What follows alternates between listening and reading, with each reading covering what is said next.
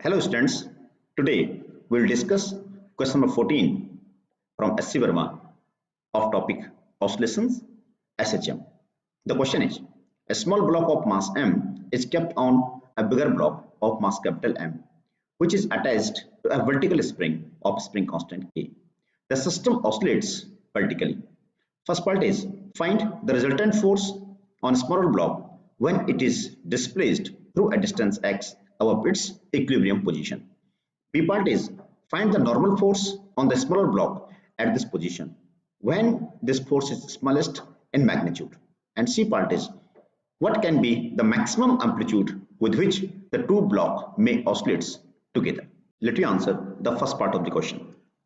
It is here, यहाँ पे आपको गिवन है कि जो दोनों ब्लॉक हैं, ये ब्लॉक इस स्प्रिंग के ऊपर ऑसिलेट कर रहे हैं, स्प्रिंग के साथ ऑसिलेट कर रहे हैं। जब भी कोई ब्लॉक स्प्रिंग सिस्टम के साथ ऑसिलेट करता है तो उसका टाइम पीरियड हम अच्छी तरह जानते हैं, t = 2 pi under root m by k. तो यहाँ पे m कितना हो जाएगा, m plus m by k is here, ये हमारा रिजल्ट होता है। तो जो इसके एंगुलर फ्रीक्वेंसी होती है that is 2 pi by T. इसको हम सॉल्व करेंगे, it comes out to be under root k upon m plus m। First part में आपको ये पूछा गया है, what is the resultant force acting on the blocks when it is at position x from equilibrium position। ये हमारे पास equilibrium position है। यहां से जब हमने शिफ्ट कर दिया है, x से ऊपर हमने सिस्टम को शिफ्ट कर दिया है, तो उस टाइम पे नेट फोर्स कितना होगा। Now here in first part you have to calculate the resultant force on smaller block when it is displaced through a distance x above its equilibrium position. तो यहां पे हमारे पास इक्विलिब्रियम पोजीशन से जो system हमारे पास है उसको कितना डिस्प्लेस कर दिया हमने, x डिस्प्लेस कर दिया है मासेस को। और आपको इस प्रॉब्लम में पूछा गया है फर्स्ट पार्ट में कि आपको जो स्मॉल मास है, स्मॉलर ब्लॉक है जिसका मास स्मॉल m है, इस पे नेट फोर्स निकालना है। फोर्स कितना हो जाएगा, F = मास इनटू एक्सेलरेशन।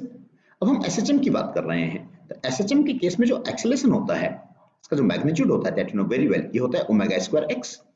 ये वैल्यू हम यहाँ पुट कर सकते हैं। कितना आ जाएगा आपके पास, m into omega square x।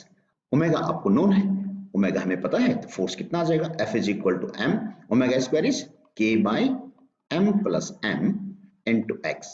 Your answer comes out to be mkx over m plus m. It is the net force acting on the smaller block at the displacement x here. Now the B part is to find out the normal force on this block m, small m. तो जो smaller block है इस पे हमें normal force को calculate करना है, इस पे हमें नॉर्मल फोर्स निकालना है, जबकि इसका डिस्प्लेसमेंट जो है वो आपको गिवन है, कितना x डिस्प्लेसमेंट की पोजीशन पे हमें डिस्कस करना है। अब आप बड़े केयरफुली देख सकते हैं, जो हमारे पास ये स्मॉल ब्लॉक है m, इस पे जो फोर्सेस एक्ट होंगे हमें इस पे इंडिपेंडेंट फोर्सेस डिस्कस करने हैं। अगर मैं इसका फ्री बॉडी डायग्राम डिस्कस करता हूं, इसका मास m है, इसका वेट कितना हो जाएगा इंडिपेंडेंटली mg। इस स्मॉल m पे जो दूसरा फोर्स लगेगा ये स्मॉल m इस कैपिटल M ब्लॉक के कांटेक्ट में है, इस बिगर ब्लॉक के कांटेक्ट में होने की वजह से इस पे एक नॉर्मल फोर्स अपर डायरेक्शन में लग जाएगा।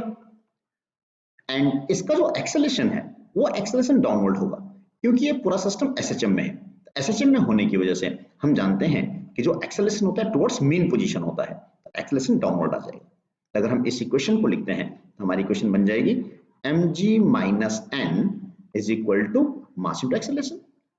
यहां से आपको नॉर्मल फोर्स कैलकुलेट करना है, तो नॉर्मल फोर्स कितना हो जाएगा हमारे पास, n will be equal to mg minus ma और n is equal to mg minus ma। Acceleration that you know very well omega square x, ये हमने अभी डिस्कस किया था। ओमेगा की वैल्यू आप जानते हैं, ओमेगा स्क्वायर होता है यहाँ पे k upon m plus m। ये यहाँ पे ओमेगा स्क्वायर है जो हमने अभी स्टार्टिंग में भी यूज किया था। Omega square equal to k by m plus m, ये वैल्यू में यहाँ पुट कर देंगे। Normal reaction comes out to be mg minus m kx over m plus m। This is the answer of B part. अब यहीं पे इसी part में पूछा गया आपको कि जो नॉर्मल रिएक्शन n है ये मिनिमम कब होगा, किस पोजीशन पे होगा। ये n मिनिमम तब होगा जब x की वैल्यू मैक्सिमम होगी। x की मैक्सिमम वैल्यू उसके एम्पलीट्यूड के बराबर होती है। तो इसका मतलब ये हुआ कि जो n नॉर्मल रिएक्शन है उसकी वैल्यू मिनिमम तब होगी जबकि x की पोजीशन एक्सट्रीम पोजीशन होगी, ये एम्पलीट्यूड की पोजीशन पे रहेगा। अब इस थर्ड पार्ट में आपको ये पूछा गया है, find the maximum amplitude with which the two block can oscillate together, means ये दोनों ब्लॉक एक साथ ऑसिलेट करेंगे, ये अलग अलग नहीं होने चाहिए।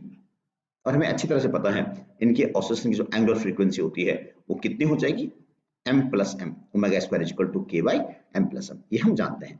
तब आपका प्रॉब्लम ये है कि ये पूरा सिस्टम एक साथ ऑसिलेट होना चाहिए।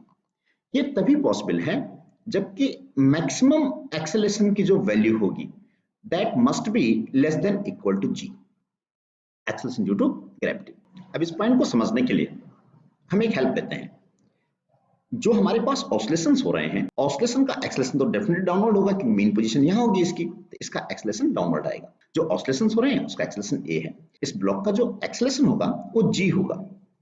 अगर हम ये मान के चलते हैं फॉर ए मोमेंट ये ब्लॉक थोड़ा सेपरेट है, इससे अलग है, इससे अटैच नहीं है, तो उस टाइम पे इसका एक्सेलरेशन कितना होगा, g हो जाएगा। हम जानते हैं g की वैल्यू कितनी होती है, 10 मीटर पर सेकंड स्क्वायर होती है।